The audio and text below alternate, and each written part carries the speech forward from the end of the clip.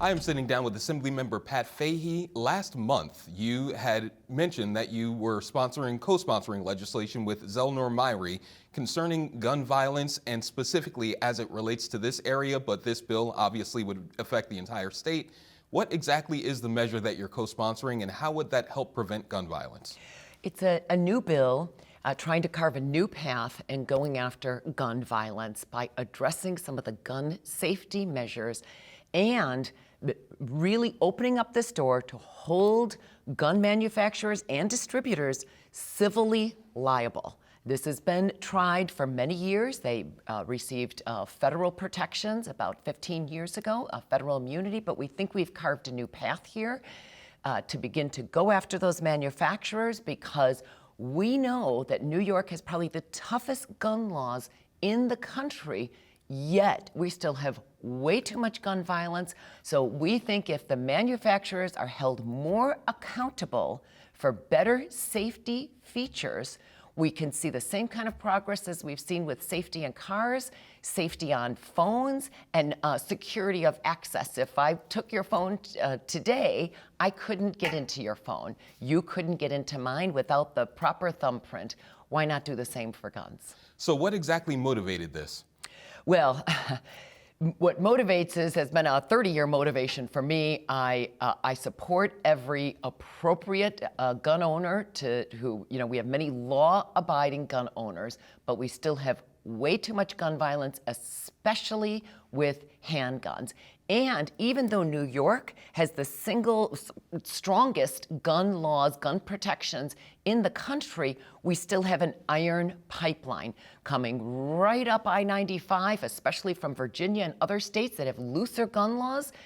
The last statistic I saw, 74% of gun crimes are still committed with guns coming in from out of state. Now, what does gun violence look like in the 109th district?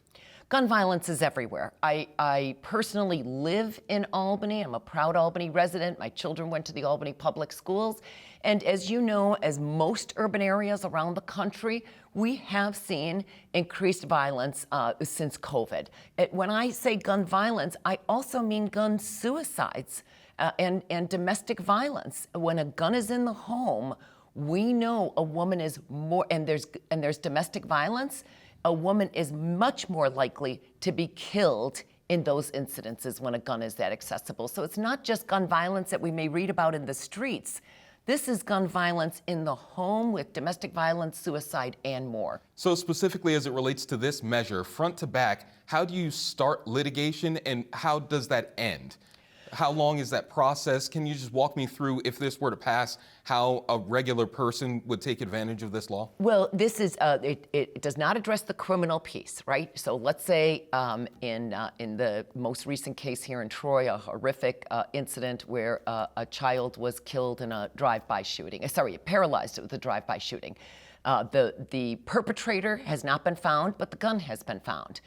In this case, even though there may not be a criminal case because the perpetrator hasn't been found, the fact that that gun did not have safety measures, the fact that it may have been originally owned or bought out of state and yet was readily accessible to anybody who acquired it, the gun manufacturer could be held liable for not having appropriate safety measures on that gun. And as you've seen with car safety seats, with cars, we know it's not just, reckless drivers in a car may be held accountable or drunk drivers may be held accountable.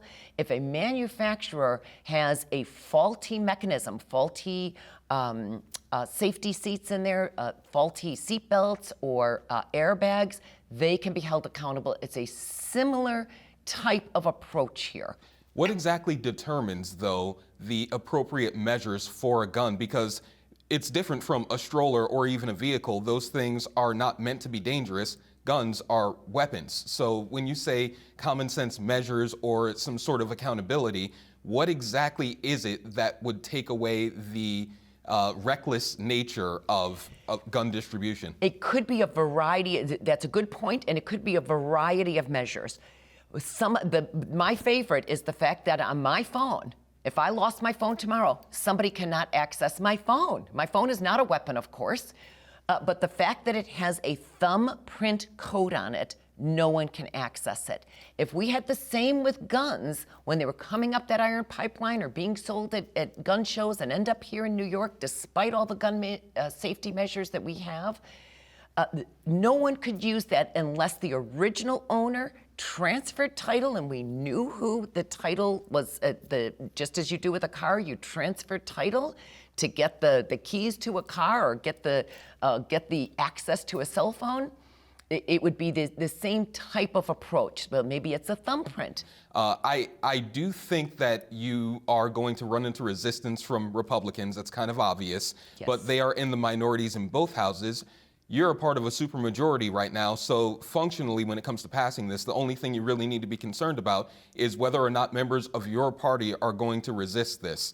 Can you take the temperature of the Assembly right now as it relates to this measure? Well, kudos to the Speaker, kudos to the Assembly and the State Senate.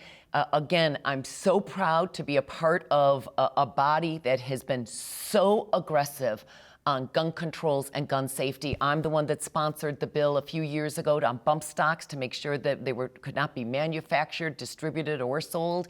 And I think New York has led the country in trying to address gun violence and increase gun safety. This is a new path forward trying to go after the manufacturers and distributors, because as aggressive as New York has been, we still have way too much violence. And as I'm coming to a close here, just on the devil's advocate side once again, do you think there's a mixed message coming from the legislature when you have something like this that is sort of a very original measure, we'll say? It's not, there's no precedent for it. When you have something kind of abstract like this being proposed, and you have something like criminal justice reforms that are sort of creating amnesty for people who may be involved in that activity, is that sort of counterproductive to the goal that you're presenting here when it comes to gun violence specifically?